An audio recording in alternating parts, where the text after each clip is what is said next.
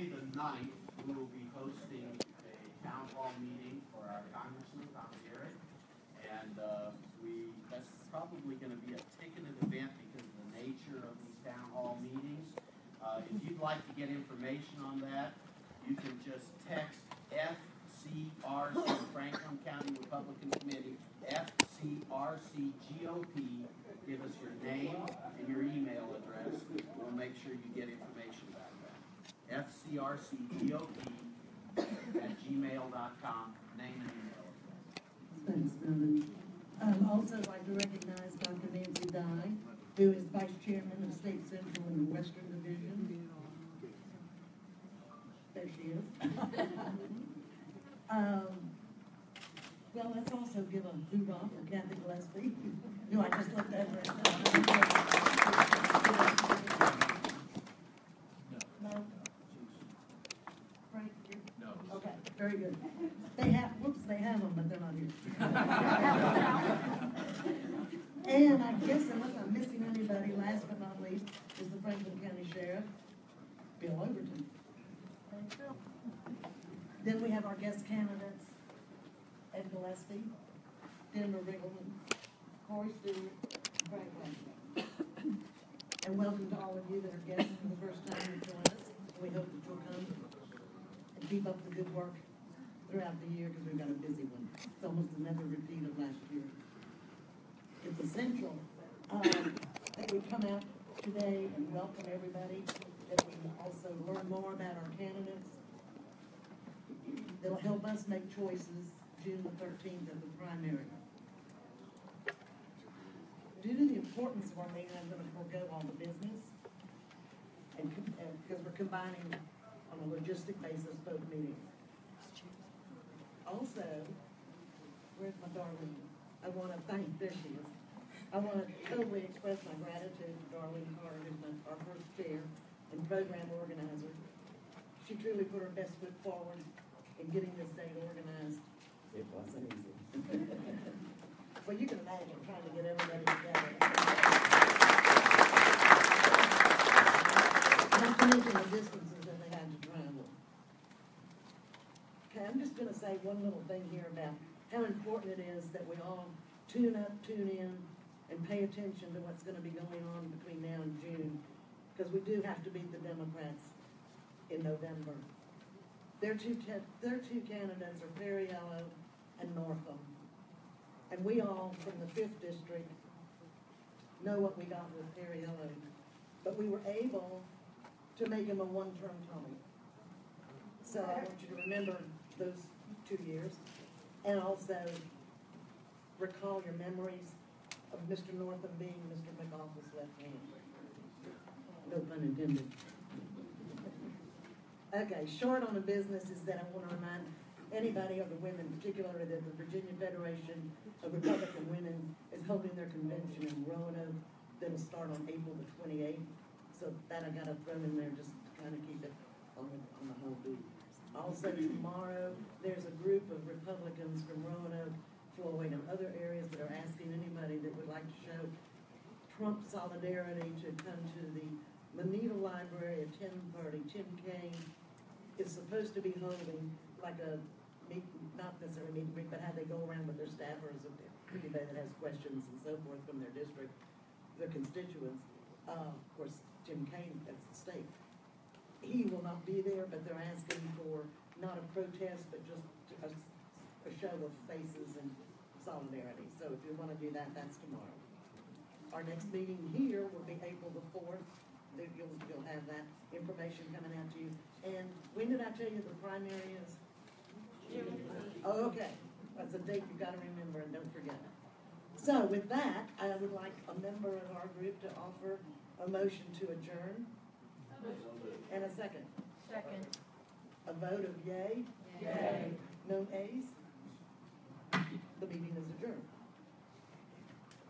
I want to thank you again for taking the time to come out, and would like to introduce Darlene Carter, who will pass it over to AJ, and you've got little sheets in your on your chairs, and I'll tell you what's happening. I'm not going to take any time. Just want to say again, thank you so much for And thank you especially to our moderator who has taken his lunch break to be with us and facilitate this event today. That is Commonwealth Attorney for Franklin County, A.J. Dudley.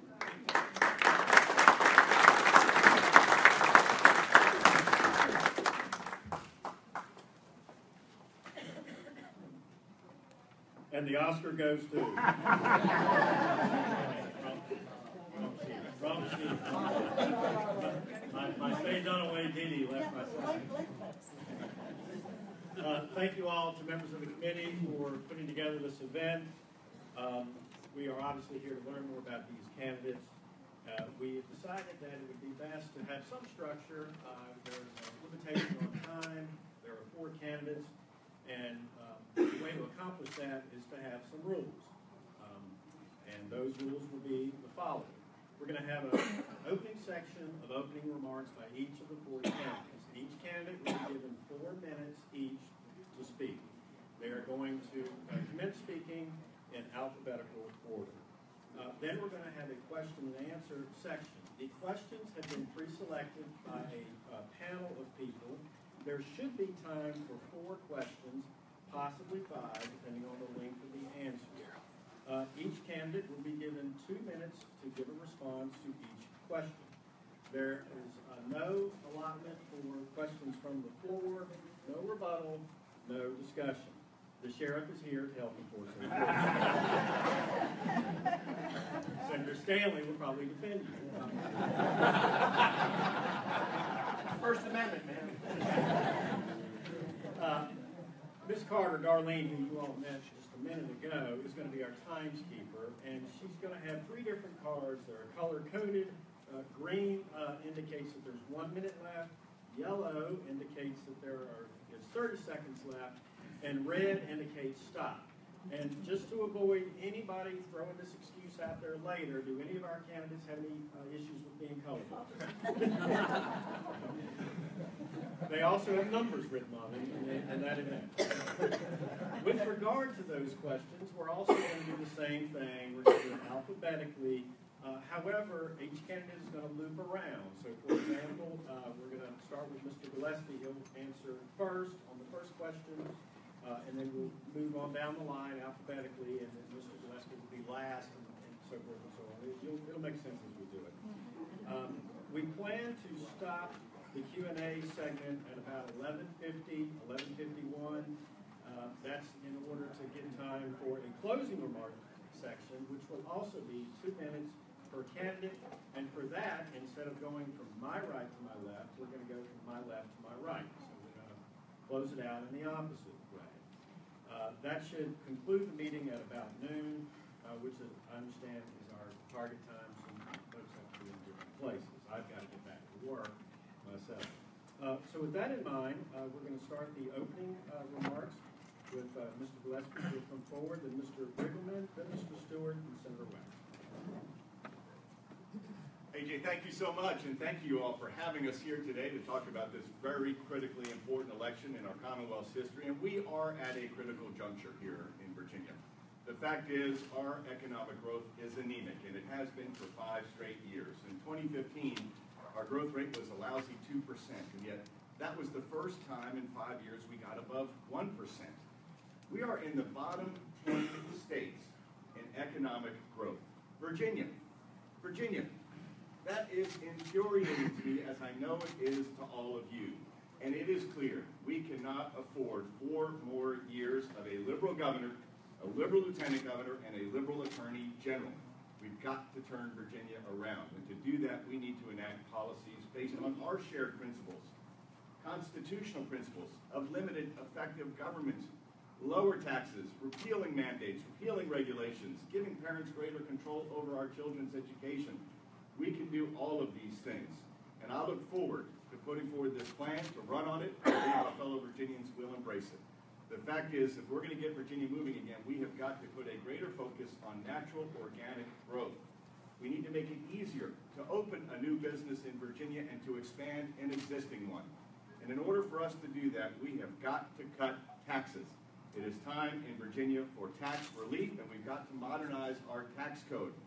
For too long, in Richmond, the focus of economic development policy has been almost exclusively on what I call whale hunting. Trying to get some Fortune 500 company to move their headquarters lock, stock, and barrel to Virginia or to open a plant here. And I'm all for that. I'll be a relentless marketer of Virginia all across the country and all across the globe. But the fact is, we can't just have that as our hope for economic growth.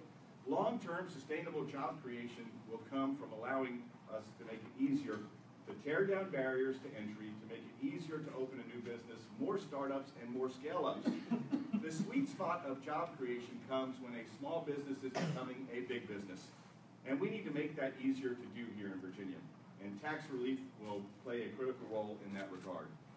But we also need regulatory relief.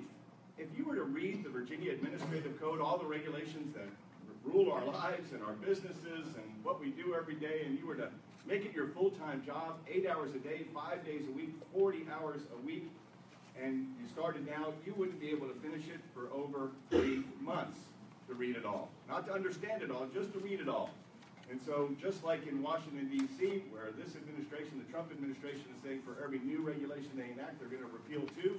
In Virginia, for every new regulation we enact over the course of the next governorship, we need to repeal or modernize 2 old ones, antiquated ones, and tear down barriers to entry. Those regulations tend to protect existing businesses, often big businesses, at the expense of new businesses and startups.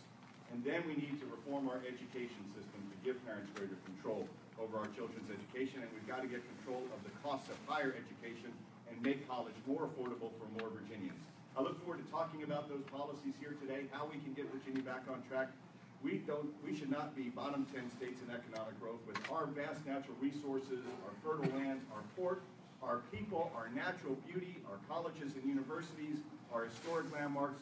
When it comes to economic growth, Virginia should be first in the nation, and we can be, with the right policies. I look forward to working with members of our General Assembly like Kathy Warren and Charles Poindexter, Senator Suderland, all of whom support me in the race for governor to get those policies enacted after I'm elected. And I will lead a unified ticket to victory in November, electing a Republican governor, lieutenant governor, and attorney general. Thank you for letting us be here with you today.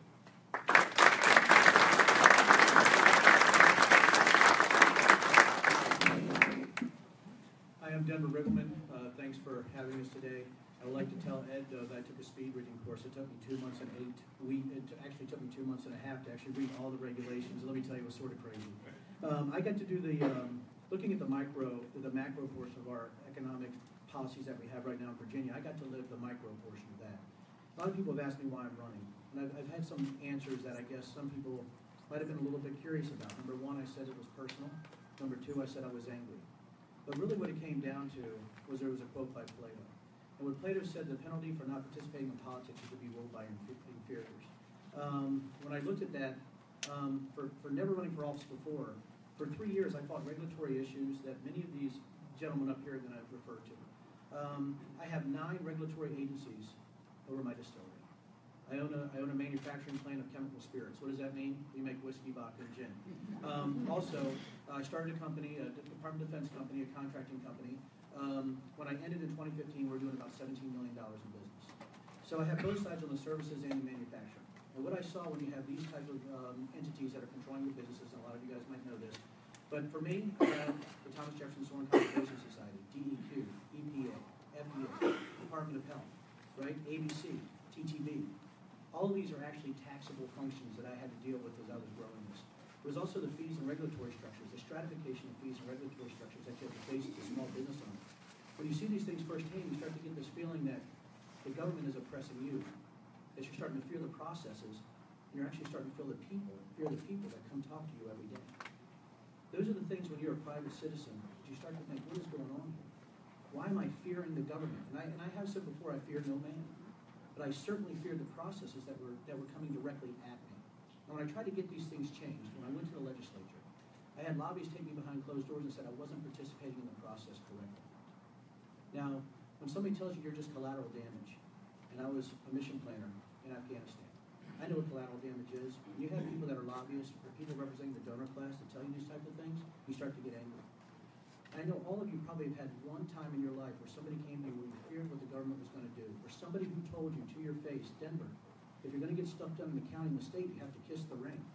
Has anybody ever heard that before? I can't imagine that I would ever tell somebody that as a server, as somebody who's serving you, that I would kiss the ring, or that you have to kiss my ring.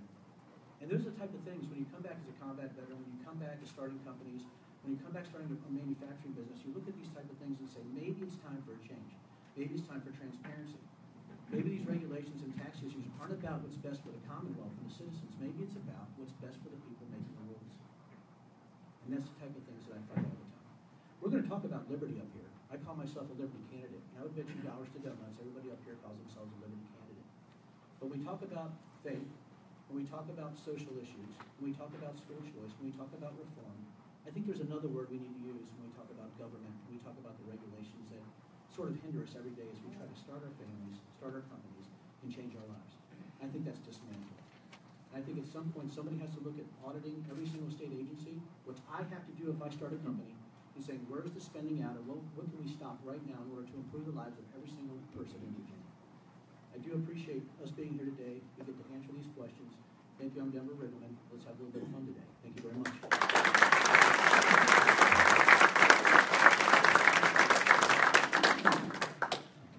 Morning, everyone. I just want to thank all of you for hosting this great event this morning. And I did come up last night. I'm not a morning person, so I'm not coming up at dark 30. I was unable to. Usually, Maria, my wife, who's been married for 22 years, she's able to come with me, but it is a school day, and we've got two boys. They're 15 and 17 years old. They're in John Paul the Great Catholic School and in Woodbridge. So I'm glad to be here because the protesters aren't here today. And they've been yeah, that's right. They've been following me around, as some of you might know. It started in Charlottesville. I was proud to be there with the citizens of Charlottesville in defending the statue of Robert E. Lee. Statue has been there since 1924, placed in trust by the citizens of Charlottesville to that city. Then, just a few weeks ago, 3 members of that city council voted to remove that statue. You know, my opponent here, Mr. Gillespie, said it was a local issue. Didn't want to do anything about it. I went down there. I went down there with a conservative black activist. We had took a video, and we were mobbed by 100+ radical left nutcases. But I didn't back down, and I had never backed down from any position like that. We got to stop backing down as conservatives.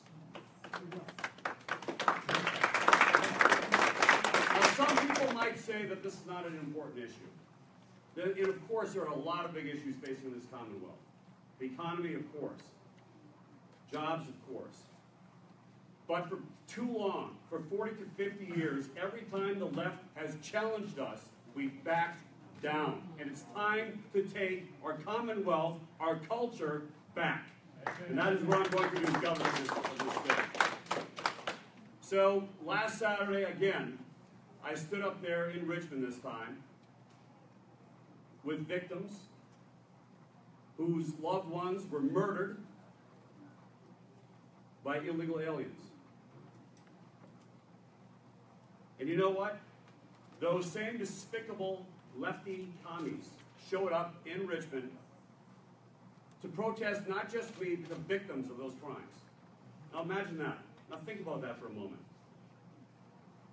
Since 2007, when I put in place the toughest crackdown on illegal immigration anywhere in the United States, we have handed more than 7,500 criminal illegal aliens over to ICE for deportation. 7,500. Our violent crime rate dropped by 48.7%. Now that's something, by the way, that the Washington Post called a coincidence. Now I think it's an important issue. I think it's an important issue to the Commonwealth, and I think it's an important issue to all of us because the rule of law is the most fundamental thing that is needed for a successful society. In fact, it's the basis of Western civilization.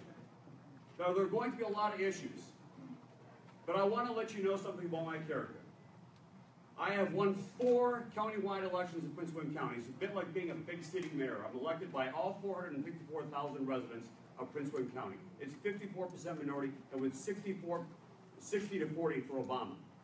But I've stood it, and I've won by increasing margins. The way I've done it, frankly, I've been a ruthless, absolutely ruthless, conservative campaigner. I've been able to get things done. I've been able to win in a liberal area. And I'm going to be able to win the governorship, and I'm going to stand up and there will never be any doubt about that. I ask for your vote. Thanks a lot, everybody.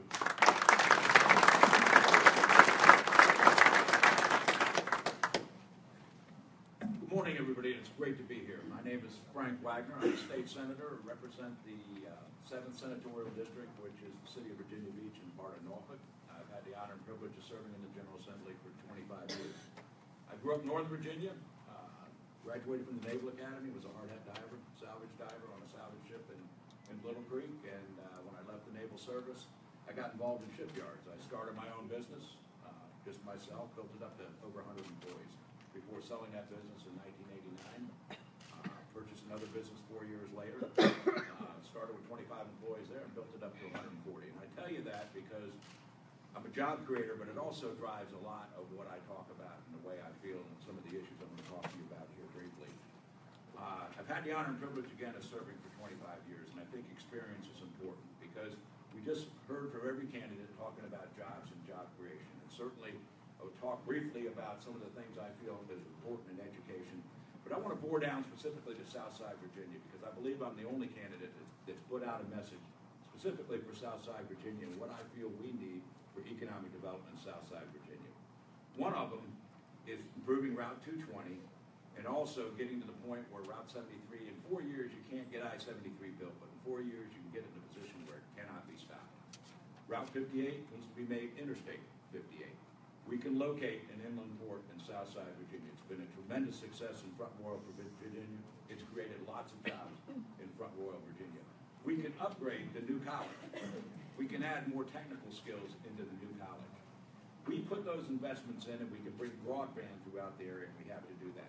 We put those investments in and we have the opportunity to turn Southside Virginia back into the manufacturing center that it's always been for Virginia. And that's vitally important because right now, for year after year, all we've been doing is treating symptoms down there, putting more money in there to make up the difference, to recognize a depressed economy. If we make these investments from Richmond, this economy will improve. When we start talking about improving the economy, I think it's important that we bore down to those issues. Another issue is we can cap college costs. I'm not talking about holding it back. We can cap it. We did it under Governor Allen when I was there. We actually reduced it. And the universities maintain their thing. But one of the areas that we're very short on, there are plenty of jobs available today. Just look in the paper.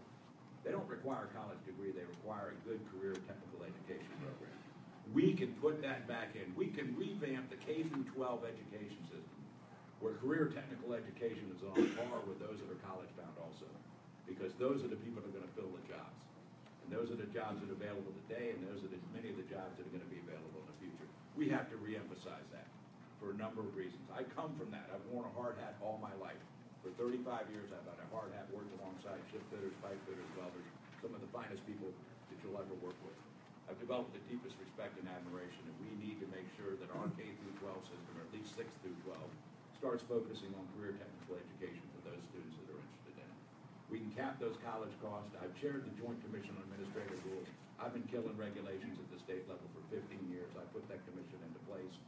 If you ever want to buy yourself a regulated industry, go buy yourself a shipyard. You'll learn quickly about regulations and what they can do. You give me the honor and privilege to serve, I'll tell you, we're going to change attitudes of those that do the inspections. Attitudes have changed where they come in and act like cops now. We want to be a business-friendly state. We want to grow the state. We have got to make those changes. Attitudes start from the top down. I've been on a ship, and the captain down sets the tone of the ship. You give me that honor and privilege to serve as a governor, I guarantee you attitudes are going to change in Richmond, and we'll be able to steer this ship of state and become the business-friendly state with the growth that we're looking for. So thank you all very much.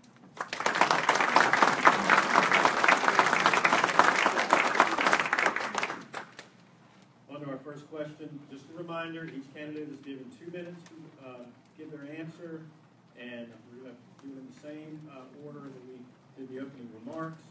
The candidates were not given any idea what these questions were going to be in advance. I just want to put that out there. So question one, providing educational opportunities, primary and secondary, is a critical government function. What are the highlights of your agenda regarding education? As part of your answer, you may wish to emphasize your beliefs about standards, funding, and choice. Thank you. We desperately need education reform at the K-12 level, at the community college level, and at the four-year college and university levels. If we give parents greater control over our children's education and more children and more choices in that process, our public schools will improve as a result. Because we all know competition is good for everybody. It's good for Coke and Pepsi, it's good for Democrats and Republicans, it'll be good for the public schools. And so I support education savings accounts, I support more public charter schools in the Commonwealth of Virginia. We have 9 all across Virginia right now. North Carolina, across our border, who we're in competition with all the time, has 167. We need more opportunity scholarship funds, and we need for our homeschool children to be able to participate in our public sports programs. And as a governor, I will sign a Tebow bill. We've also got to have more skills training in our high schools. And I know that's an issue here in Franklin County. A lot of steps being taken. I think that's good to make sure that our high school students who graduate or are not going to go on to four-year college and university have the skills to get good paying jobs. We've got a skills gap in the Commonwealth we've got to close. That's true of our community colleges as well. On our four-year colleges and universities, the governor appoints every member of the boards of visitors for every one of our colleges and universities. When I appoint them, they will understand that their responsibility is to the students and the taxpayers and the parents, not to the faculties and the administrations of these schools, and their job is to hold down costs and make college more affordable for more Virginians. Now, let me just take a little moment here and talk about the statue, because I oppose removing the statue of all historical statues in the Commonwealth. And I've made that clear. Someone went so far as to mock up a Washington Post headline that said, I'm in favor of removing it. Not true. Don't believe everything you see on the internet. And let me say this, though. You know, if the state intervenes now, I think those 3 city council members who voted to spend $300,000 on that instead of on teachers or police or paving roads, they should be voted out of office. But if the state intervenes here and says that Charlottesville, we're going to have the General Assembly, the governor intervene and say they can't, there will be nothing to stop a future Democratic General Assembly or Democratic governor from saying that we're going to require all cities and counties to take down all statues across the Commonwealth. We've got to adhere to our conservative principles. And I think those city council members should be voted out of office for voting for that. But at the same time, to have the state come in and say we're going to mandate to the cities and counties what they can do relative to their statutes sets a very dangerous precedent for us for the future that I think would be a mistake. Thank you.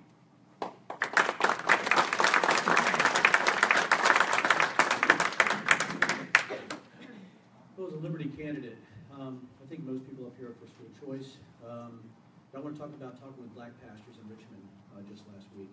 You know, I went there thinking with some predetermined notions of what I might hear when I was there. And I think what I heard was shocking to me in such a good way. We were talking about school choice. Lady raised her hand and she said, hey, Mr. Riggleman, my daughter's really smart. She's in 8th grade or 9th grade. She's incredible in physics. She has a school that she can't get. It's not good for her, and we want to get her to another school, but I don't think we're allowed to do that. I said, well, is that something that you're for? Is that something, you know, school choice, is that something that you're for? Every single person in there said yes. So this just isn't a topic that's isolated to certain regions in the Commonwealth. Right now, it seems to me that every single region in the Commonwealth wants school choice. And they want the liberty to choose where they send their children. I also have hired somebody, believe it or not, in our sales room, our national sales manager, who was in professional education for 13 years. And he said, Denver, I am a raging liberal. I said, great. I can't wait to have a conversation with you on this. Here's what he said. And I'm going to tell you, as we're talking, it seemed he was more of a libertarian, but here's what he said. He said, Denver, the federal government is destroying what we're trying to do with children at each certain level for the freedom of education, the freedom to teach based on the school administrators in that specific place or county. I said, well, tell me how. I was listening. He said, Denver, the SOLs, the AYP, all this federal funding is based on some real arbitrary statistics and arbitrary testing that we do for our children. I said, well, can't we do both? Can't we fix public education and can't we have school choice? I think we can do both. Let's get the federal government out of our public education system. Let's let Virginians teach Virginians. And let's figure out how to do school choice and be a liberty type of state rather than one that's beholden to teachers' unions or beholden to other interests that keep our children down. Thank you very much.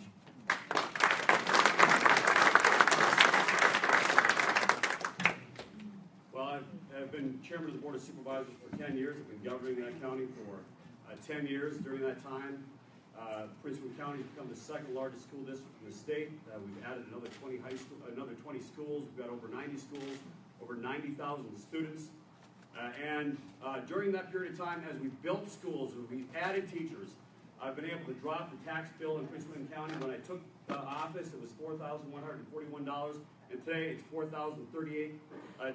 And that is because we've been able to reduce spending in virtually every other area of county government, but put that into building schools, adding police, adding firefighters, and concentrating on the things that are most important. And that's what we've got to do in Virginia. It's a matter of priorities. It's not a matter of spending more money. And one of the things we've got to do, not just with K through 12, but with higher ed as well, and that is any school that takes state funding needs to be audited, and we need to make sure that we're getting the best bang for the buck that we can out of our tax dollars. Now, that leads me to another issue. So according to Mr. Gillespie, apparently, it's just fine. It's just fine if Charlottesville takes it down. He's not going to do a single thing as governor to stop that locality from taking down a real Virginia, a real American hero, Robert E. Lee. Now here's the thing, folks. If you're okay with that, how about this? Those same members of that city council said, guess who's next? That's right, they're taking down the statues of Thomas Jefferson. Where do we stop? Where do we stand up and have the guts to stand up to the left and stop the left from taking over our Commonwealth and stand up for our heritage? As governor, I'm going to do just that. You may not agree with me, but at least you know you're going to get the courage of my convictions. I will stand up for conservative values, even when they're controversial. I will stand up for you. I will, as I stood up for Donald Trump when he was running for president, which some of the members of this panel did not. Thank you.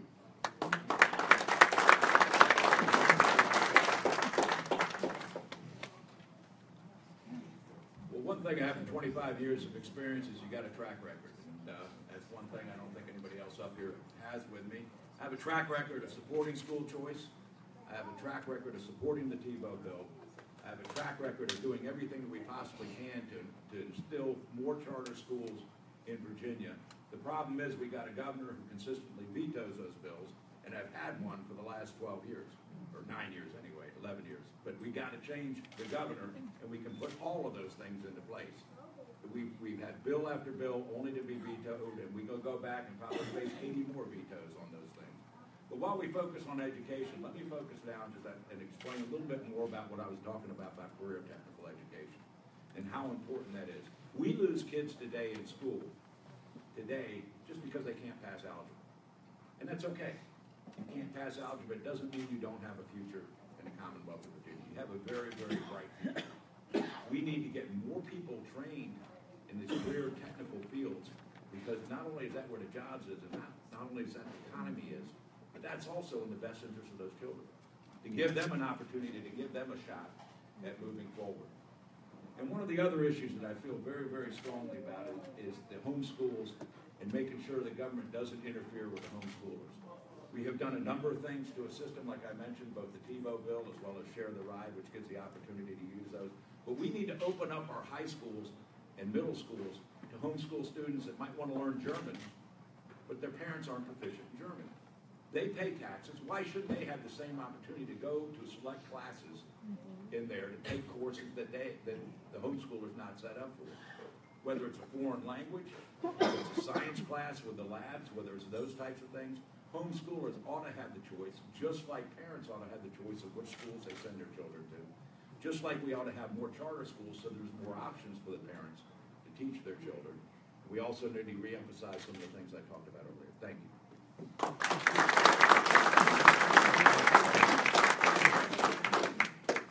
I think I speak for all of us when I'd like to thank the candidates for keeping Darlene in her chair. Not once did she jump out. Everybody, 2 minutes goes by very quickly, and I appreciate you all doing your best to stay right within that limitation.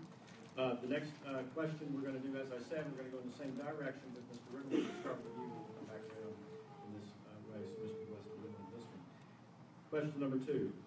How will you confront the sanctuary concept as it relates to Virginia as a whole, specific communities or cities throughout throughout Virginia or at Virginia's public colleges or universities.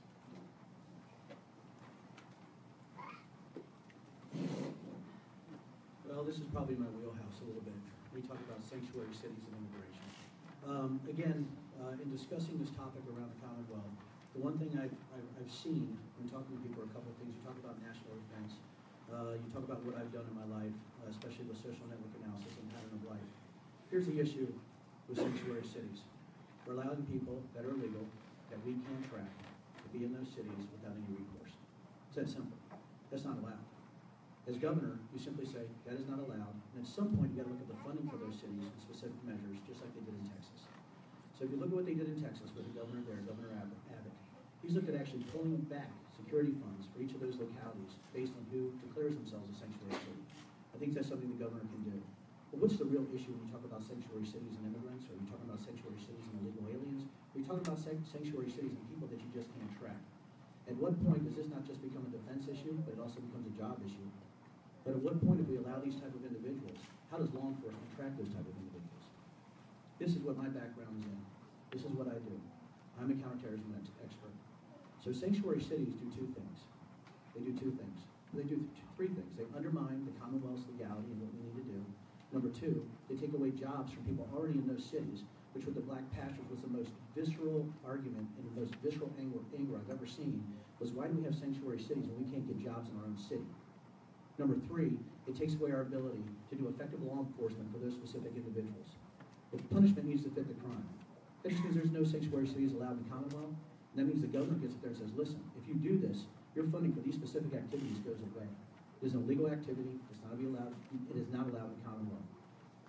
Again, I think at some point somebody needs to stand up. We do have a cultural war going on. Somebody needs to stand up for that. But it needs to be done with analytics. It needs to be done with data. Thank you very much.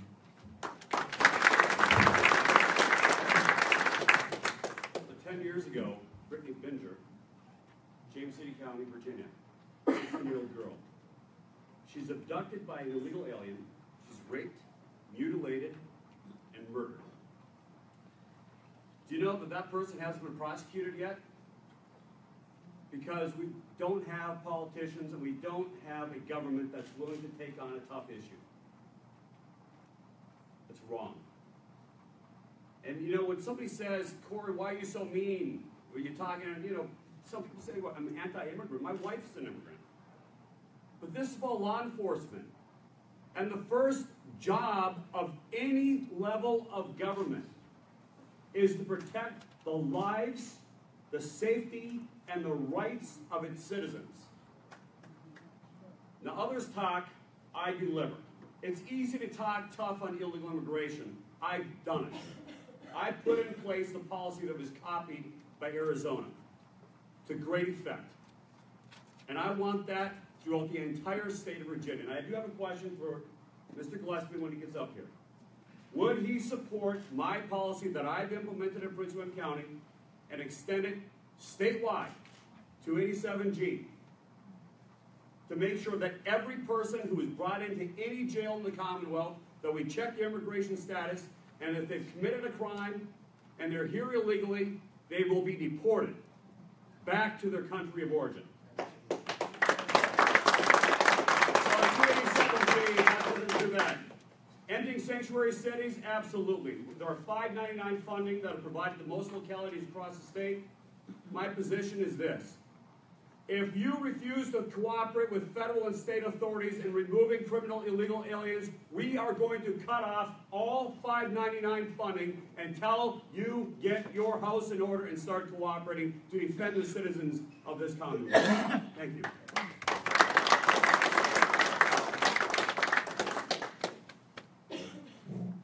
You know, I think we all wonder why we're even having this debate. What part of illegal does no one understand? I mean, it is illegal, yet people want to flaunt it. You know, I was proud to be a Donald Trump campaign co-chairman, even before the convention.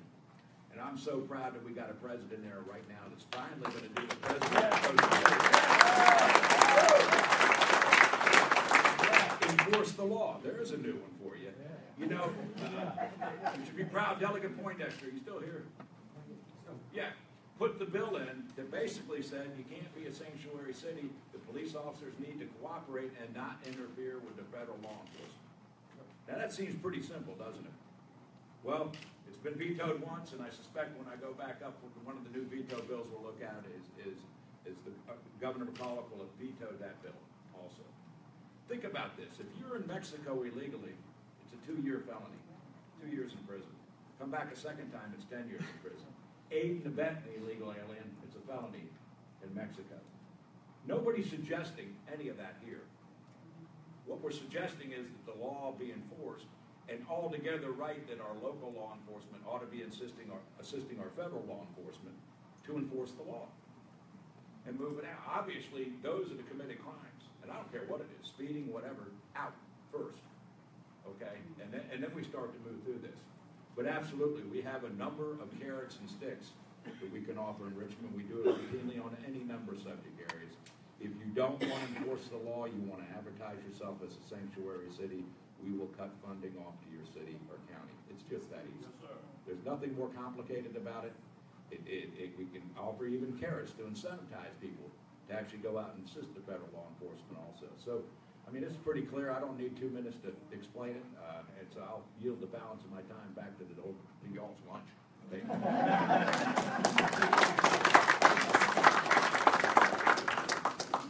You know, the choice in this election could not be more clear, and that was made evident when Ralph Northam cast a deciding vote to kill a bill in the state Senate that would have banned sanctuary cities in the Commonwealth of Virginia. And the fact is, that was Delegate Poindexter's leadership on that. We need to make sure that our cities and counties comply with federal law, that they turn people over to ICE, and I do think they should participate in the 287G program. We have got to make the Commonwealth safer, and it is one of the principal core function of any government. Tom Perriello and Ralph Northam are in favor of sanctuary cities in the Commonwealth of Virginia. That is not good for Virginia. They also support providing state-issued driver's licenses to illegal immigrants. And at the same time, they're in favor of repealing our common sense voter ID laws. They've got their priorities completely wrong. When it comes to our colleges and universities, the fact is, like I said, it's not affordable enough for our Virginia citizens and for our Virginia students. They have to be first. Their interests have to be put first. And I do not support in-state tuition for illegal immigrants. And I think that's important, that we make sure that college and university, public colleges and universities in Virginia remain more affordable for the people of Virginia, for the citizens of Virginia. The fact is, I'm the son of an immigrant. My father came to this country from Ireland. He was 8 years old because his father, my grandfather, found work in America. My grandfather was a janitor. My parents didn't go to college, and I was the first generation on either side of my family to get a college degree. I'm blessed by the blessings of liberty here in America.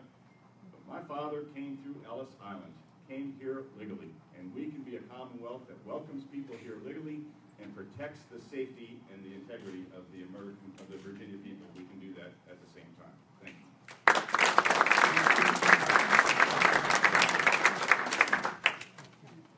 The sanctity of the electoral process itself speaks to what level of proof you would require before someone is allowed to register to vote.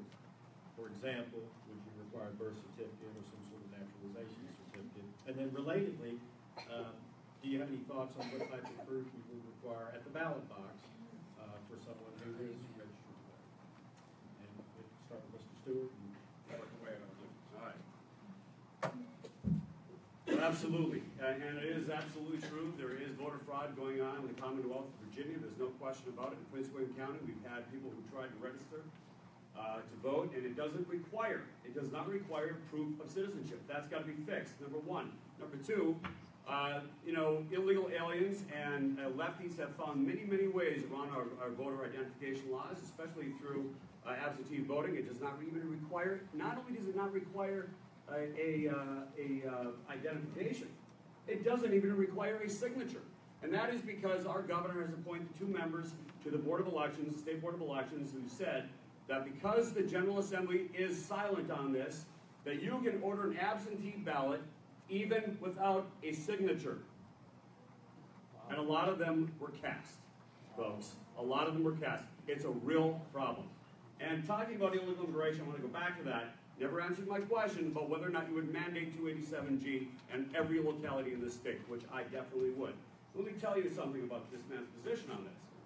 In 2013, when the pressure was on, he backed off. And the question was, well, what are you going to do about the Gang of Eight? Do you support the Gang of Eight? That was amnesty for 11 million illegal aliens, folks. He supported it. Mr. Gillespie supported that. So he can say whatever he wants here in front of you, but when the pressure is on, he backs off. We need someone who's going to be willing to stand up strong, regardless of the audience, and who's going to take on the left. Because we need to remove from our community anybody who is here illegally, especially if they've committed a crime. That will be my #1 job as governor, is to keep you, your families, safe and to protect your rights. Thank you.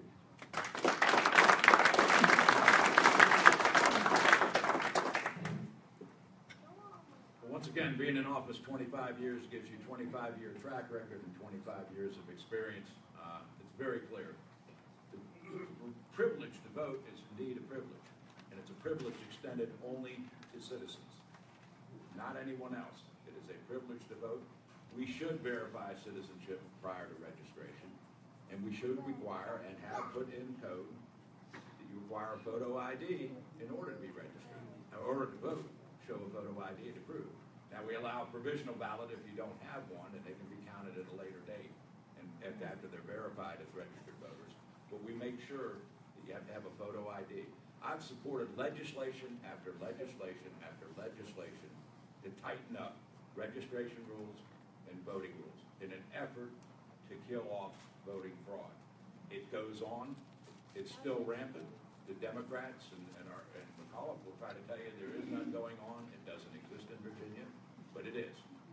And why would they resist these common sense measures to ensure that the people that are voting are in fact citizens, and that the person that's casting that vote is actually the person that's represented in the voter rolls, which can only be confirmed by a photo ID.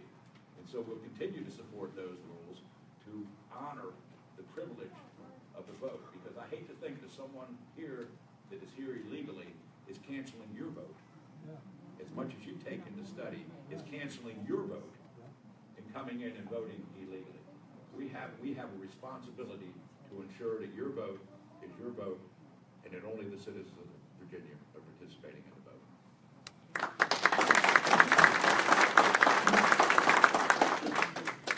I began by talking about the high stakes of this election.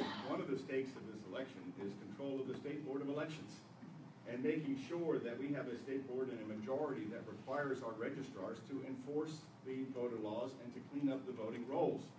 And like I said, when you have Tom Perriello and Ralph Northam, left and lefter on the other side, who are supportive of issuing state identification driver's licenses to illegal immigrants, and at the same time supporting repeal of our common sense voter ID laws that have been upheld not once but twice by federal courts, that shows you they've got the exact wrong priorities. And yes, you need to be a citizen to vote in Virginia. We need to require that, and we need to have that, and the photo ID law is something that we have got to stand strong for.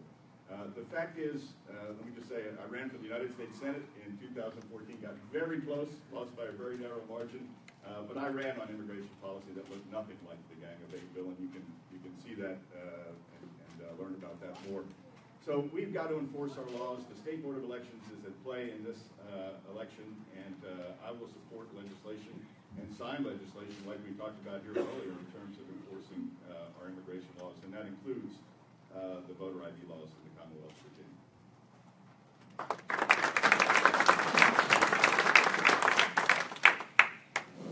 It's a lot of fun to be last on this question. I think it's been answered probably 10 ways to Sunday. What was I taught in the military? Defense and death. Everything goes towards who's voting in our elections. Immigration law enforcing it. We've heard that up here today. But also the DMVs. The first offense that we have is at the DMV when somebody goes to gets a driver's license.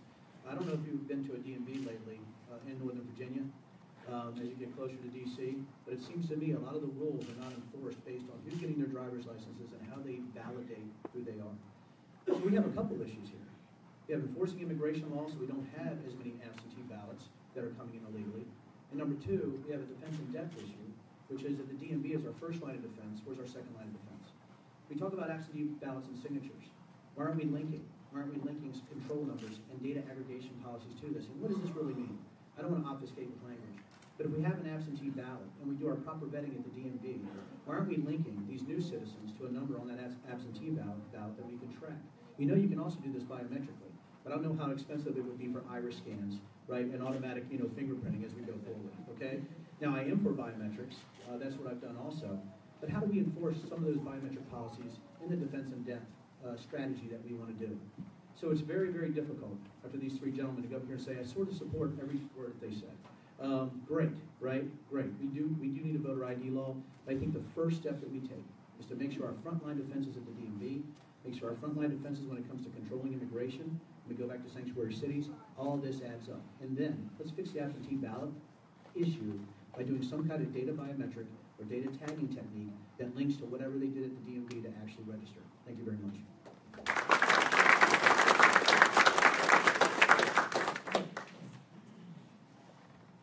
The ability to get from point A to point B in an efficient manner affects our quality of life, our commercial success, our cost of living. What prominence will improving transportation hold in your administration, and what are your plans in that regard? Senator Wagner, let's start.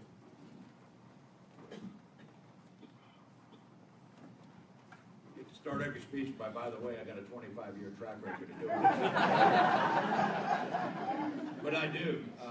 Let me just say this, that I was the key Senate negotiator on behalf of moving that transportation bill forward in 2313. House Bill 2313, the Speaker signed, broad bipartisan support, very difficult negotiations, but resulted in some real new money for transportation. I think we've seen some of the results around here. I start with a couple of premises. Everybody talked about jobs and job creation.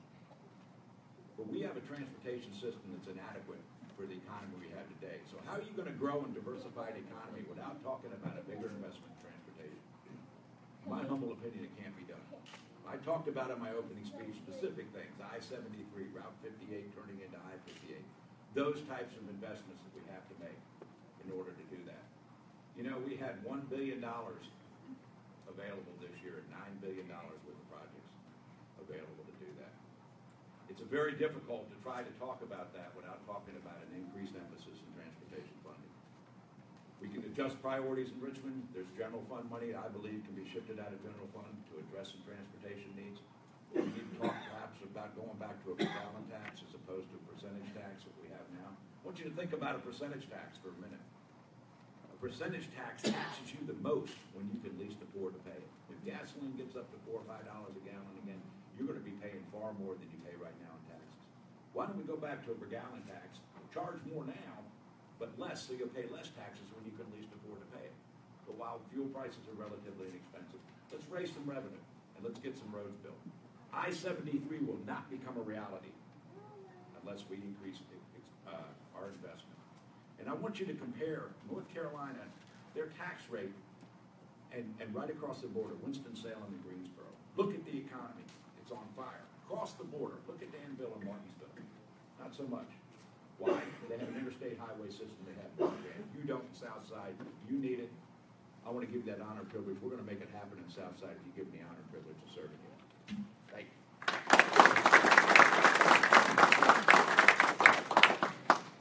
To make one point on the previous question before talking about transportation, that is, in terms of these choices, you may have seen that Governor McAuliffe vetoed a bill that Senator Obenshain had introduced that required an investigation of those jurisdictions in the Commonwealth where there are more registered voters than eligible voters. I would sign that bill. Secondly, on transportation, this is a critical issue all across the Commonwealth. When you're in Northern Virginia, Hampton Roads, Southwest, here, the fact is that I would say in Northern Virginia, or in Southwest Virginia, it's an hour between towns, and in Northern Virginia, it's an hour between towns, but the towns are 5 miles apart. Two different kinds of problems that we've got to fix, and we've got to put more money into roads and less money into bike paths. We need to make a priority of congestion relief and economic lifelines to parts of the Commonwealth that need more roads built. And that's a question of prioritization and getting more money into the transportation system. A couple ways we can do that. In Florida, Governor Rick Scott he segregates money that he takes from the federal government into different pots, and some of those pots don't have any federal money. They're able to get money out the door faster because it's only state money. We need to do more of that. But we also need to get more money into Virginia from what we send to Washington, D.C., and we need to spend it more as we see fit. I will be able to work with a Republican House and a Republican Senate and a Republican administration, including Transportation Secretary Elaine Chao, who I know very, very well, to get more of our tax dollars into Virginia, our transportation dollars. When I call the Trump administration, I will get my calls returned because I was not fired for incompetence by the Trump folks. So thank you very much.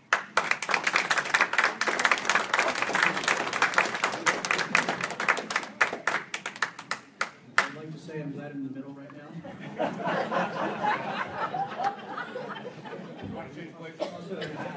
Also, Frank, with your experience, I have 30 years of experience driving on these roads. I just want to let you know that. So please.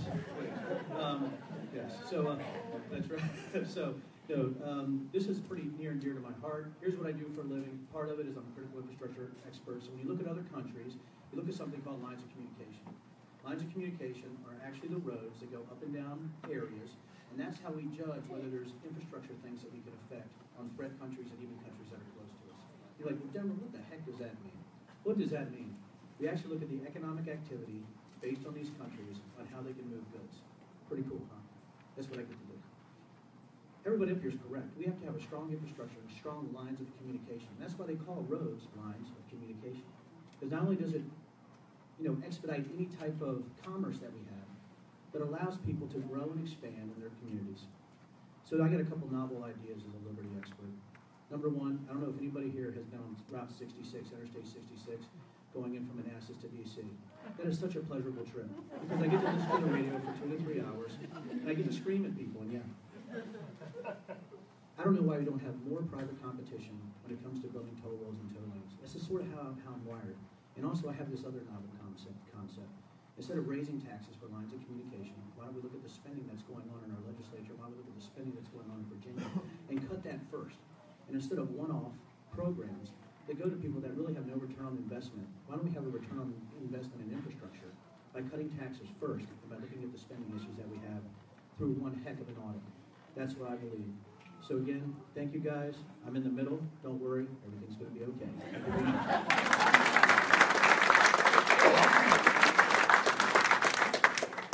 Well, the next time I'd like to be sitting right next to Ed, and maybe we could just have a two-way discussion. Yes, I was in fact fired from the Trump campaign. And by the way, I don't know if you can say fired because I never took a dime. I did it all on my own dime. I traveled all across the state.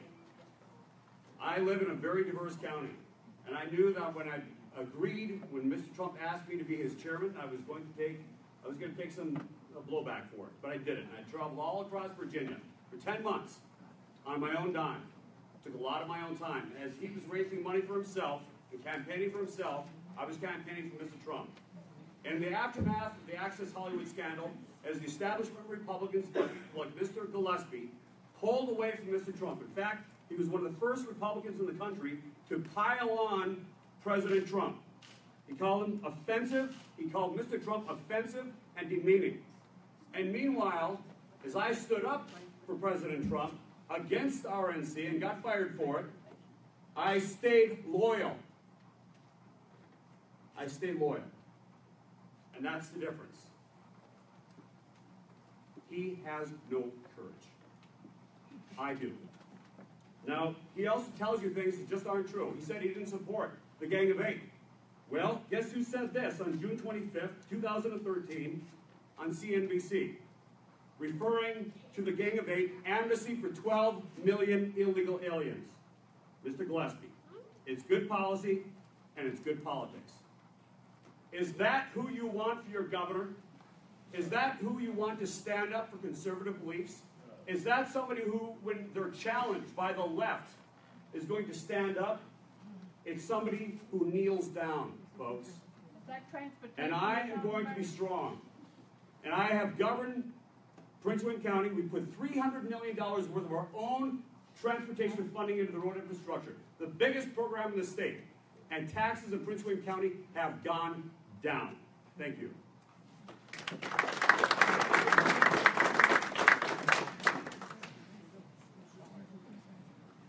Recent headlines refer to the opioid problem as a crisis. What are your thoughts as to how state resources can best be allocated to confront this crisis? What are your thoughts as it regards to prevention versus punishment or some combination? Also, do you have any thoughts with regard to additional regulations? And this one, we're back to where we started. We face a true epidemic and a crisis in the Commonwealth when it comes to opioid and heroin addiction. And we've got to address it. The fact is, on average, 3 Virginians every day die from overdose from opioid and heroin abuse. And so there are a number of things that we've got to do. It is a criminal justice issue. It is a public health issue. It's a workforce issue. I was talking to someone who does placement for different firms, and they said that 70% of the job applicants cannot pass a drug screen today to get into the workforce. I've spent time in our jails with recovering heroin addicts, and the fact is our jails today are becoming essentially recovery units and mental health facilities. We've got to address that. And there's a number of things I think we can do in terms of earlier intervention and education. We need enforcement. We need to work with the doctors and the drugstores and others in terms of not making opioids so available on the street. And we have got to also make sure that we are enforcing the existing laws and that the sheriffs and the police have the resources they need. I was very disappointed when Governor McAuliffe cut the funding when we were dealing with this budget shortfall for police and deputies. That's the exact wrong priority. We need to make sure that we are enforcing our existing laws, but we also need to make sure that we are educating people sooner about the dangers of opioid addiction, that we are getting the support we need for recovery so that people can get out of recovery. And we've got to work with doctors and pharmaceuticals to make sure that there's not as much access and free access to these pain-killing drugs that are so addictive.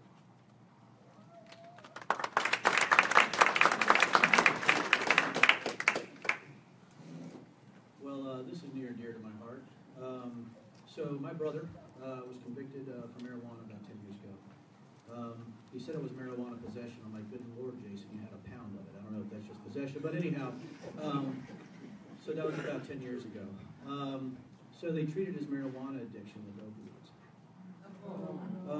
So here's the issues that we have here, for me specifically. I don't know if you have children also, who maybe have had some issues in their lives. They go there and they're benzos, they're prescribed certain types of drugs, and it seems to me that there's a hook that gets into them as soon as we do that. And these hooks usually are the byproduct of education, say on the psychiatry side or other side that says, listen, the best way to treat any type of mental disorder or anything of that nature has to do with some type of drug intake or drug use. I would humbly submit to you, based on the fact of what I've been through in the military, that you don't need those type of drugs sometimes to treat it, sometimes you do. So the question for me is this, when I look at it, of course we need funding for law enforcement. We need funding for these type of things. But how do we treat at the beginning, and how do we educate our school system about the danger of opioids? Now, I also don't know if anybody here, and I'm so afraid of a red card, but I don't know if anybody here has had a child or a friend of a child die to addiction. I have, right? So a good friend of mine, a child died from addiction to heroin overdose in their vehicle, in their running vehicle, about 2 o'clock in the morning, I think 17 or 18 years old. At what point do we increase our law enforcement? At what point do we stop I guess it's the excessive use of drugs for treatment, but really it is about education. It's about making sure that law enforcement is funded to do the proper job for the tracking of these drugs. I think that's really the only thing we got. I wish I had more answers. Thank you very much.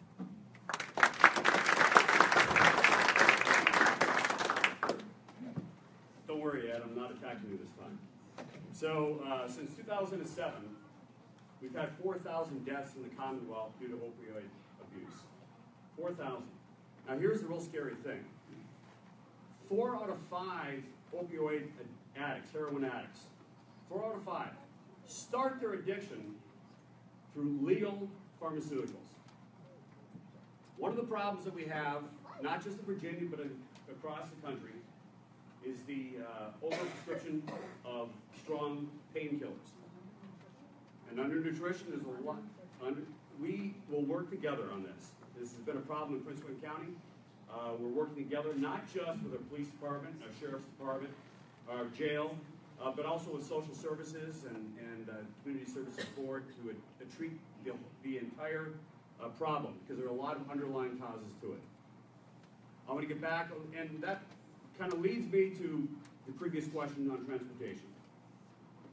The only way we're going to make room for things like treating heroin addiction and K through 12 and higher ed and transportation is we've got to get the state's budget under control, and that's not happening right now.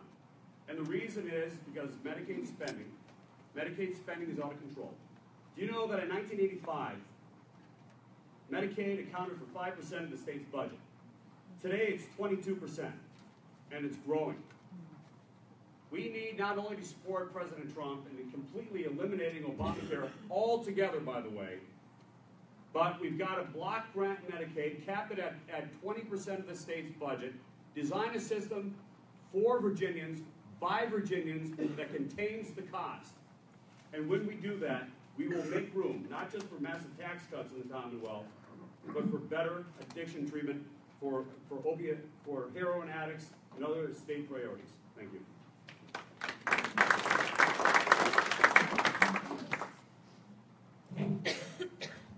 I'll just echo the words that it is a very, very serious problem. We had a school board member in the city of Virginia Beach whose daughter died of a heroin overdose a couple of years ago. I have a brother-in-law who's a recovering addict, and there is no completion of recovery. Recovery is a lifelong program. He's filled me in a lot on that program.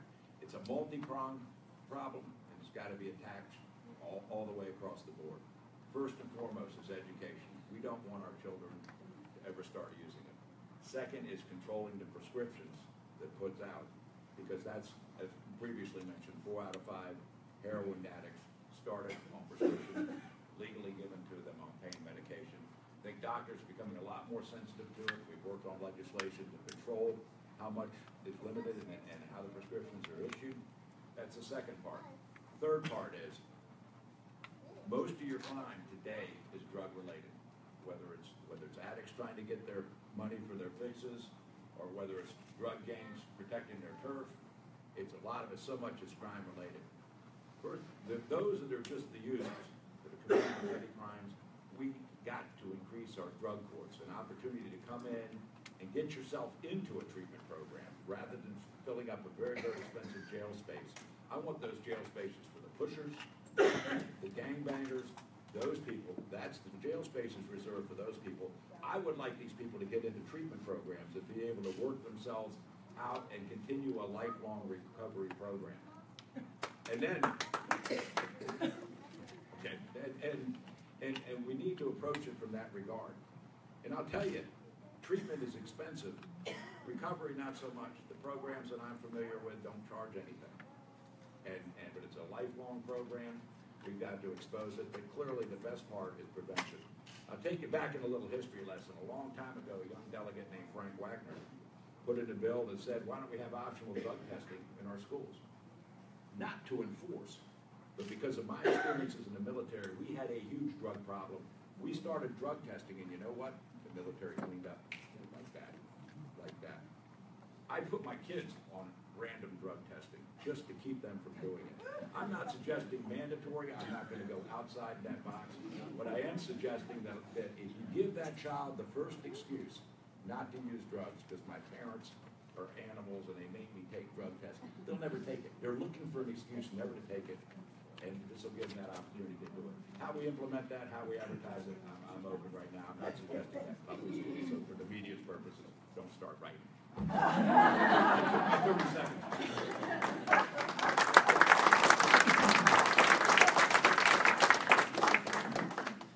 It's going to be close, but I'd like to try to squeeze one last question out. Is that okay, Darwin? I'll take that as a yes. So please do try to keep it within the 2 minutes so we can then end on time. You are in the county where the WDPJ shootings took place. A license plate reader was used by law enforcement to track that suspect. Recently, the General Assembly considered legislation asserting privacy interests that would limit how long law enforcement can retain license plate information and therefore use it as part of investigations. What are your thoughts with regard to this topic? And Mr. Rickman, this one starts with you. My goodness, thanks for that question. I think this is something I haven't actually thought about before, so I'll let you know right now. But what I do know about is compartmented information. So here's what I would say. If I'm governor, and we're looking at warrant-based operations, which I support in Iraq, or you're looking at how do you actually process and hold data, and I don't want to geek out on this, but if you do have a license plate reader that takes that type of information in and can apply that to another individual and the analysis of that individual and where they are and where they've been going, I think it's something we need to use in a very responsible way. But how do we compartment it? All of you know about the federal government, I guess, and some of the issues. I don't know if anybody's ever heard of Edward Snowden or anything like that, but I can tell you this.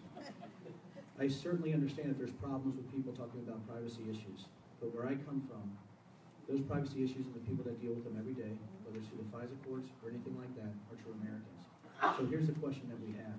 We caught a murderer based on the fact that we had technology that could link a certain individual based on the number on their car. And that's probably the simplest thing I can say. I believe we keep that information as long as we can. And before everybody screams at me, however, I would say this. That information can be compartmented and protected based on the laws that we write in the Commonwealth. Safety and liberty are very hard sometimes to juxtapose. They're very hard sometimes to come to agreement on where one ends and where one begins. My experience when it comes to liberty is that sometimes safety and the people that you're taking out of the population that can affect your liberty is something that we need to do. So as you go forward in your life and you're looking at these type of things and people behind closed doors, there's some issues where the government is not evil. When we look at the ability to track bad actors based on data, it's the same issue we have with immigration. Where do we keep that data? It's the same issue we have with any type of security information or data that we keep. How do we compartment it? What laws do we write to protect the liberty of citizens? And how do we effectively use that as far as rounding up those certain individuals with extreme prejudice? Thank you, ma'am. That's where I'm at on it. Thank you very much. Thank you.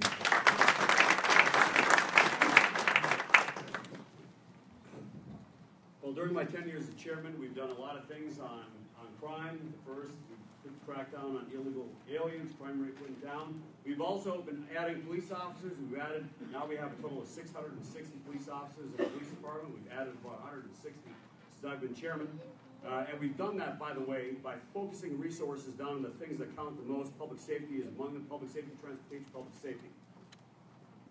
And we've done that while reducing average tax bills because we've been able to cut the garbage out of the budget and focus on the key priorities of government. And the first among those is keeping you safe. Now, with regard to, I'm very concerned about this issue, and I'll tell you that we have to establish this in the Commonwealth as a policy that data is not retained for very long at all. And we can keep our community safe without retaining that information. Because if you think that's scary, that they can track your license plate, we're about to put body cameras in our police department. Now, most of the other police departments around the state are in the process of doing the same thing. Body cameras are very sophisticated now. We can do facial recognition. Now think about that. The police officer's walking down the street, grabs your face, grabs your identity, and suddenly they know where you are at any particular time. Very frightening. And so that data must be destroyed promptly. It cannot be kept very long at all. We're going to need the help of the Commonwealth. The locality is going to need the help of the Commonwealth to require that data not be stored very long. Currently, state law actually requires police departments to retain that data for a certain period of time. So we need to change the law. We need to make sure that we protect. Yes, we have to keep you safe, but we also have to protect your privacy.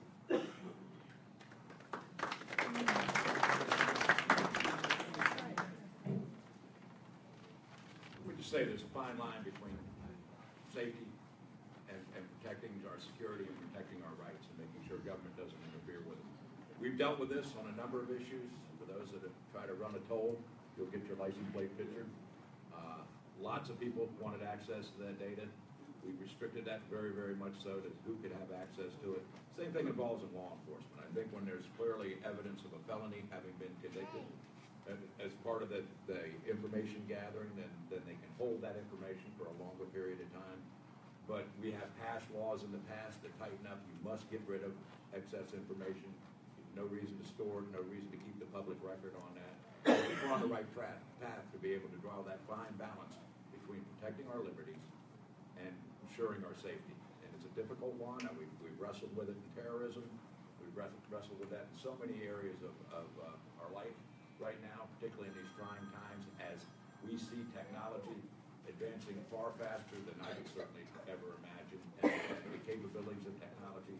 We have to ensure in any number of areas, including facial recognition and license plate recognition, that we very much ensure that our laws stay current with the technology to afford our citizens the protection they need, with the rights of law enforcement to continue to make us safe.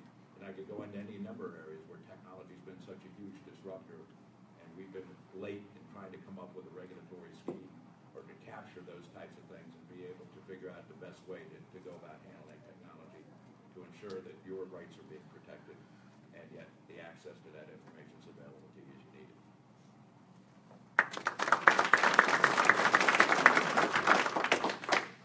This challenge of getting the balance right between our personal liberties and privacy and security goes back to our very founding.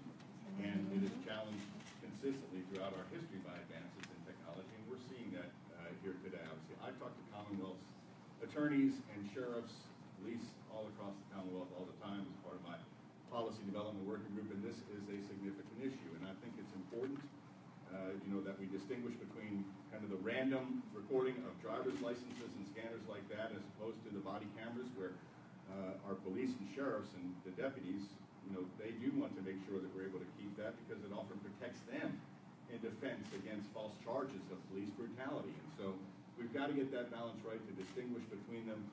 This is going to take us a while to figure it out. I'm not sure what the right period of time is that you hold on to data, digital information about license scanners as opposed to the body camera digital information that is relative to a police arrest. But I do think that it's important that we have some uniformity around that. And I do think it's the appropriate role of the state, of the General Assembly, and of the governor to come up with a policy on this. And that's going to be a top priority for me as a governor, the next governor, because we've got to get that right.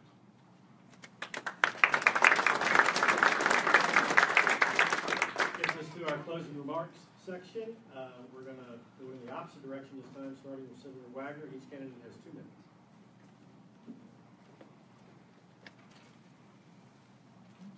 Thank you, and thank you all for being here and giving up your time. You're obviously very much concerned citizens, or you wouldn't be here to begin with.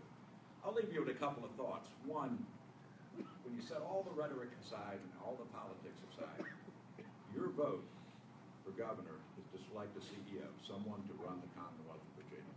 That's what the vote's all about. You can leave the issues and the rhetoric aside. You're hiring somebody to run Virginia. So if experience is important to you, I certainly have the 25 years of experience, know the players, have worked with them, know the issues, and are ready to hit the ground running. I've served in the military, and a state with over 800,000 veterans, it's important to a lot of veterans that their governor have served in the military. And I won't argue business versus business. I'll just tell you, everybody up here is in business. I've run businesses of more than 100 employees, and the types of people that make Virginia run and operate. And I think it's important to have that business background, because when you start talking about regulation, I've felt regulation sting. It's personal with me. I've seen my employees, what they're capable of, what their dreams and hopes are. Those are the people that make Virginia run. Those are the people that keep our economy churning throughout Virginia. And those are the people that, A, we need to recognize, but B, more importantly, make sure that our education system is supporting that and getting the jobs to fill. So in the end, it's about jobs and the economy. And so I'll sum it up. Let's look at our K-12 education system. Let's ensure that there's a good college pipeline and a good career technical education, because that's absolutely instrumental for our economy. Let's cap college costs. We can do it. We've done it before.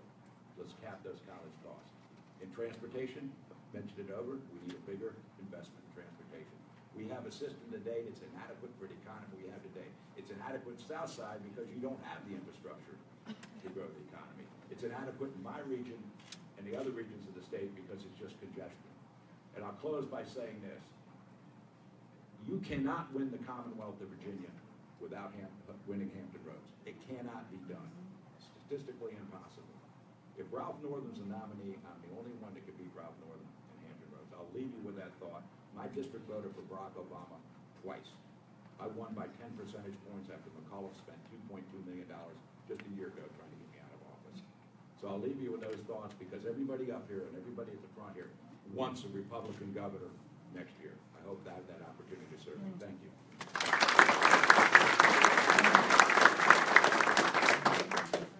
Well, I think there's one thing you probably know about me. I am a fighter.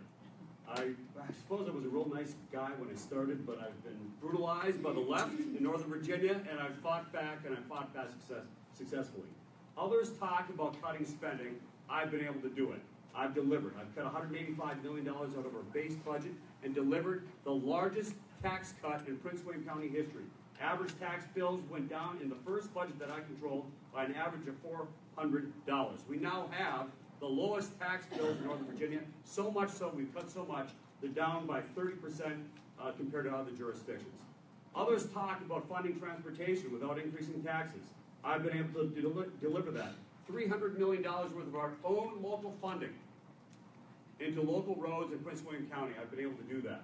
Others talk about reducing crime. I've been able to do it. I've been able to do it. In fact, the crime rate in Prince William County is at an all-time low since we started taking down these statistics. A lot of the crimes, in fact, a lot of illegal aliens not only left Prince William County, they went to bordering counties where their crime rates went up. Imagine that. I wonder why. Others talk about implementing a tough crackdown on illegal immigration. I delivered. I was able to do it. In fact, it was such a tough policy, it was copied by the state of Arizona. Others talk about creating jobs. I've done it. Prince William County is #1 in job growth in the Commonwealth of Virginia. It's #3 in the United States for job growth. That's because we've been able to get off the back of businesses. I've cut in half the amount of time that it takes to open or expand a business in Prince William County. They know we're business friendly. And that's what I'm going to do, folks, for the Commonwealth of Virginia.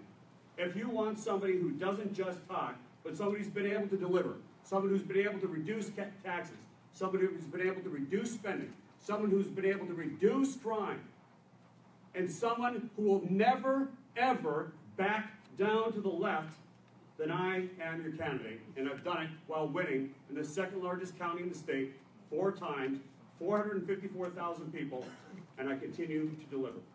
I'd be proud to serve you as your nominee for governor, and I'd be proud to serve the citizens of this Commonwealth. Thank you all very much.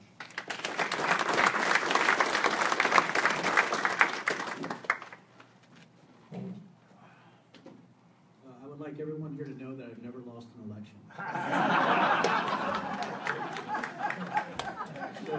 So if you want somebody undefeated, by God, I'm your man. So when I was thinking about running, I probably have a pretty eclectic resume based on other people who've run, and a lot of that comes from my military record. Certainly, there's people, and gosh, I respect the records up here as far as politically and what they've done with legal immigration, what they've done for tax, what they've done for their economies, all this time that they've done these things. But I had a commander when we were bombing caves in Afghanistan, and there was one thing that stuck with me when he was doing that, and I said, hey sir, we don't have the right armaments to take these caves out. And he goes, Denver? He goes, just use more. I said, okay. I said, I'll use more. I said, but sir, that's not very tactical. We're wasting a lot of armaments here. This is crazy. He goes, Denver, sometimes when you're in a bad situation, you just simply have to use blunt force trauma. That is something that I've lived my life about, is blunt force trauma. If you're going to do something, if you're going to succeed, you need to use blunt force trauma. And that's the things that I've done in my life. So you don't want your name associated with failure. I think a lot of you know about Teddy Roosevelt and the man in the arena, right? We dare to succeed. We don't want to be with those poor fools, that have never experienced success or failure. And this is such an amazing thing to grab onto. And also, what my grandfather told me after thinking about this and being so inspired by Teddy Roosevelt, he goes, Dad, never get in a pissing contest with skunks. So what I want to say is this.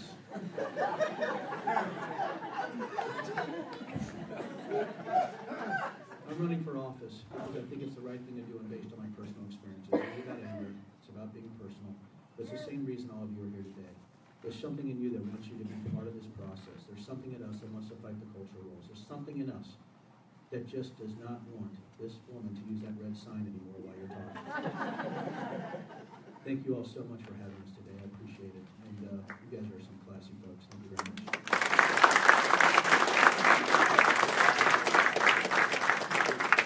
Let me just say, in addition to being so proud of the support that I enjoy from Kathy and Charlie here and so many others, I am proud to say that every single member, Republican in the General Assembly who represents Prince William County, who is endorsed in this race, has endorsed me.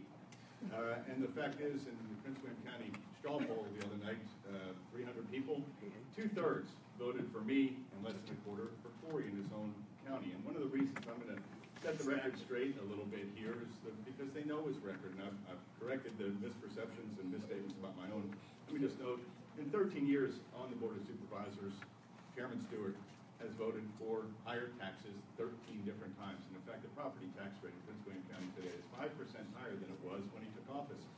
Murders doubled last year, from 10 to 2015 to 22 in 2016. And that may be why none of his fellow Republicans on the Board of Supervisors support him as well. I will unify our party, and I will bring Republicans together across the Commonwealth to win this election in November, and we must win this election in November. The stakes have never been higher. The future of the Commonwealth is at stake. The fact is, at the end of the next governorship, we are either going to look and feel, when it comes to regulations and taxes and economic growth, a lot more like states to our north, Maryland, Connecticut, New York, or we're going to look and feel a lot more like states to our south, Tennessee, Texas, South Carolina, Georgia, Florida. We need to look more like that, where there's economic opportunity for young people who are graduating from high school and from college, for those workers who are displaced in our economy. They're able to get a good paying job. We can do that with policies based on tax cuts, parental choice in education, repealing regulations, and shrinking the size and scope of government enrichment. I will lead that charge. I will win this election. I will help us win not only the governorship, but the lieutenant governorship and the attorney general's office as well. Please join me. I would love your support. Thank you for letting us be with you today. God bless you. God bless the Commonwealth of Virginia. God bless the United States of America. Thank you all.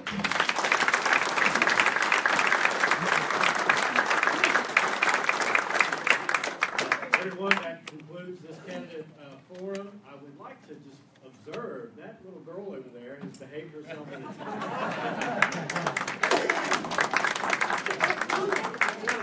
the barometer of behavior. We felt like if she was behaving, we all had to. Anyway, thank you all for being here, and go enjoy lunch.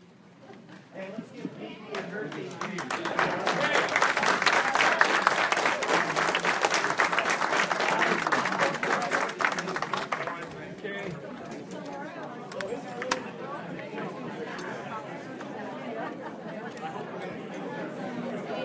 I'm now with the Gillespie campaign. Corey's completely wrong on immigration. There was a PolitiFact article in 2014. Everything he said, it's just completely rebutted. So there's just a fact sheet. And if you're looking for an interview, you can probably get out here and let those clear out, and we'll be happy to do it. Yep.